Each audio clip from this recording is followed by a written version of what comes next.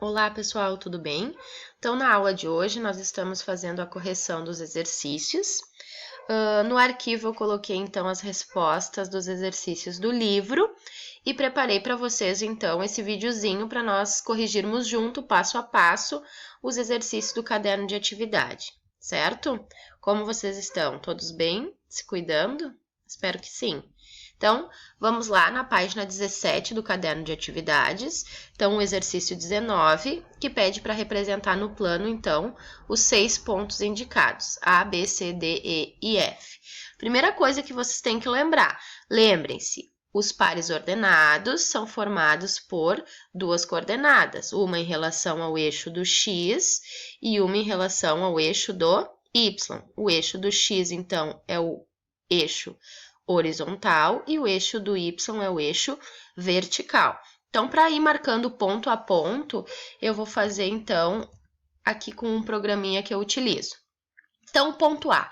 O ponto A é o ponto 3 e 3. O que isso significa?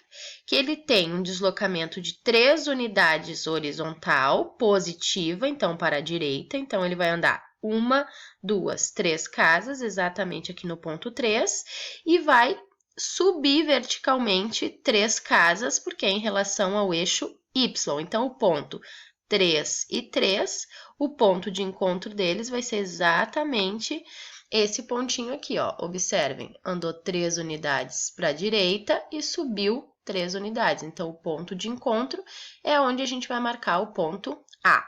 Agora, o ponto B. O ponto B é a coordenada menos 3 em relação ao x, então ele vai andar 3 unidades para a esquerda, então menos 1, menos 2 e menos 3. E o ponto 3 em relação ao eixo y, então ele vai subir 3 unidades, 1, 2 e 3. Então, nós marcamos, então, o ponto B no encontro desses dois pontos, dessas duas coordenadas, menos 3 e 3. Agora, o ponto C, ele é menos 6 e 0. O que isso significa? Que ele não tem coordenada em relação ao eixo Y. Quando isso acontece, a gente marca o ponto exatamente em cima do número que ele tem a coordenada. Por exemplo, ali no C é o menos 6. Então, a gente anda menos 6 unidades. No caso, anda 6 unidades para a esquerda, como é negativo. Então, menos 1, menos 2, menos 3, menos 4, menos 5, menos 6. Vai lá e vai marcar exatamente em cima do ponto menos 6. Por que isso? Porque ele não tem nenhuma coordenada vertical. Ele não tem nenhuma coordenada em relação ao eixo Y. Agora, vamos para o ponto D. Menos 3 e menos 3. Então, menos 3 unidades para 3 unidades para a esquerda, negativo, então menos 3. E como é negativo em relação ao Y, ele vai descer 3 unidades. Então, menos 1, menos 2 e menos 3. Então, o encontro desses dois pontos, então, é o ponto D. Agora, o ponto E é o ponto 3, a coordenada 3 em relação ao x e a coordenada menos 3 em relação ao y. Então, x3, 1, 2, 3. E menos 3 em relação ao y. Então, desce 3 unidades, menos 3. Agora, o último ponto é o 6 e o 0. Novamente, temos uma coordenada em relação ao eixo x e não temos uma coordenada em relação ao eixo y. Então, vamos andar 6 unidades para a direita. 1, 2, 3, 4, 5, 6. Exatamente em cima do ponto 6 nós vamos marcar. Bom, temos então aqui a marcação dos 6 pontos. A segunda parte da atividade pedia então para a gente traçar os segmentos que unissem esses pontos. Então, eu vou selecionar aqui a ferramenta segmento e vou unir. O A eu vou unir com B, o B com o C com o D com E e assim por diante. Bom, formou-se então uma figura. Que figura é essa? Vamos voltar lá para o exercício, então, para a gente resolver. Então, a figura formada, então, com os 6 pontos. Que figura que se formou? 6 pontos, logo 6 vértices, logo 6 lados. Essa figura se chama hexágono. A B, Em que quadrantes estão localizados os pontos A, B, D e E? Bom, vamos lá. O A, onde está o ponto A? O ponto A está no primeiro quadrante. Lembram que os quadrantes estão no sentido anti-horário. Então, primeiro, segundo, terceiro e quarto quadrante. Então, o B está no segundo quadrante, o D está no terceiro quadrante e o E no quarto quadrante. Mas, qual foi os únicos dois pontos que nós não conseguimos identificar aí em quadrantes? O C e o F. Em quais quadrantes estariam esse ponto? Eles estão em algum quadrante? Não, eles não estão em nenhum quadrante porque eles estão em cima do eixo X. Então, a letra C pergunta: indique os pontos que estão representados sobre cada eixo. Nós só temos pontos sobre o eixo X, então C e F estão sobre o ponto X, sobre o eixo X, desculpa. E observem que quando eles estão em cima dos eixos, tanto no X quanto no Y, eles não pertencem a nenhum quadrante, eles pertencem ao eixo. Letra D. Qual é a medida do lado AB? Bom, qual é a medida deste segmento de reta aqui? Como é que a gente vai saber qual é a medida? Bom, basta ver a distância entre o ponto A e o ponto B. Vamos lá. Cada quadradinho desse representa uma unidade de comprimento. Então, vamos contar. 1, 2, 3, 4, 5, 6. Então, a medida são 6 unidades de comprimento. O que a gente pode observar? Que ele tinha um deslocamento de 3 unidades para a direita e um deslocamento de 3 unidades para a esquerda. 3 mais 3, 6. Bom, que relação existe entre o conceito de simetria de reflexão e os eixos no plano? Olha só, a gente pode observar os pontos e o que a gente consegue observar nessa figura? Essa figura é uma simetria de reflexão. E o que são os eixos? São os eixos de simetria. Ok? Então, unindo o conteúdo de simetria com agora o estudo do plano cartesiano.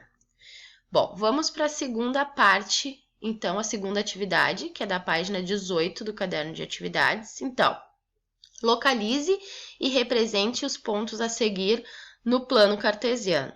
Bom, então vamos lá. Ponto A, 1 e 0. Vamos de novo usar lá o programinha para a gente fazer o passo a passo todos juntos. Vamos apagar essa figura aqui e vamos começar uma nova, certo? Então, vamos lá.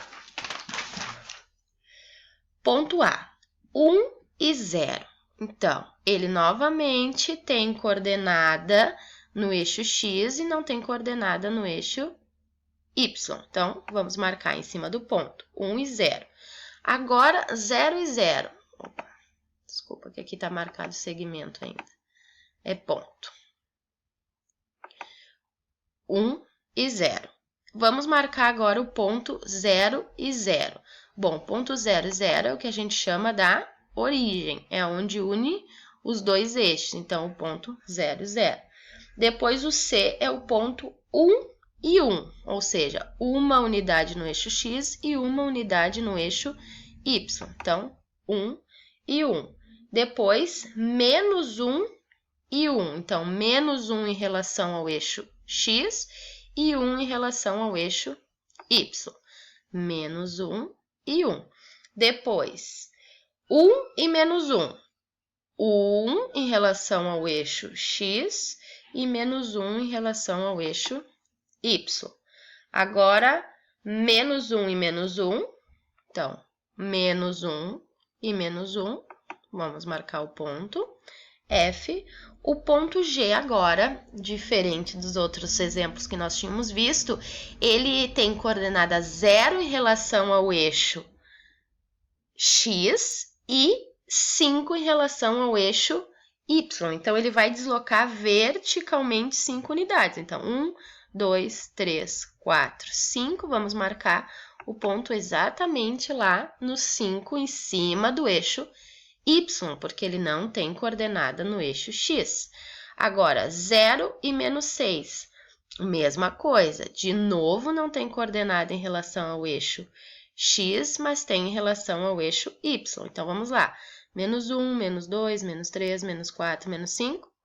menos 6, vamos marcar exatamente em cima do menos 6 no eixo. Agora, menos 5 e 0. Não tem coordenada em relação ao eixo x e tem coordenada somente em relação ao eixo y. Desculpa. Não tem coordenada em relação ao eixo y, só em relação ao eixo x. Então, menos 5. Depois, j. 5 e menos 5. Bom, 5 e menos 5. Então, desloca 5 unidades para a direita em relação ao eixo x e desloca 5 unidades para baixo em relação ao eixo y. Então, 5 e menos 5. O k, menos 4 e menos 5. Então, 1, 2, 3, 4 unidades para a esquerda em relação ao eixo x, porque é negativo, e vai descer 5 unidades. Então, menos 1, menos 2, menos 3, menos 4, menos 5. Agora, o último ponto, menos 4 e 5. Bom, menos 4 em relação ao eixo x, então, 4 unidades para a esquerda, só que é 5 positivo em relação ao y. Então, vai subir 5 unidades, vai ficar lá em cima no eixo y, lá no segundo quadrante. Bom, então vamos voltar lá para a gente responder as questões da atividade. Então, marcando os pontos ali, quais são os pares de pontos que são simétricos em relação ao eixo x? Bom, simetria, o que ele quer dizer, gente? Que se nós dobrássemos esse plano, eles estariam exatamente no mesmo lugar. Então, eles têm que estar à mesma distância do eixo x ou do eixo y. Então, vamos observar aqui os pontos K e L. K e L, ó, vamos observar aqui, ó, que distância eles estão do eixo y? 1, 2, 3, 4. Que distância eles estão do eixo x? 1, 2, 3, 4, 5. E aqui, 1, 2, 3, 4 e 5. Eles estão à mesma distância do eixo x e do eixo y, porém em quadrantes opostos. Logo, a gente pode dizer que esses pontos serão simétricos. Isso acontece com o K e com o L, depois com o C e com o E. Observem, ó, uma unidade de distância do Y e uma unidade de distância do X, tanto no C quanto no E. E a mesma coisa vai acontecer no D e no F. Cadê o D? Ponto D, 1. Ponto D, também F, também 1. Observem que eles estão novamente, eles estão à mesma distância dos eixos, porém em quadrantes opostos. Então, identificar os pontos no quadrante. Então, no primeiro quadrante a gente tem o C e o M. No segundo quadrante, o D e o L. No terceiro quadrante, o F e o K. No quarto quadrante, que é esse aqui, o E e o J. Observem que sobre o eixo nós temos o I, quem mais? O A e o B. E sobre o Y nós temos o H, o B e o G. Observem que o único ponto que é comum aos dois eixos é sempre a origem do plano cartesiano, que nesse caso aqui é o ponto B.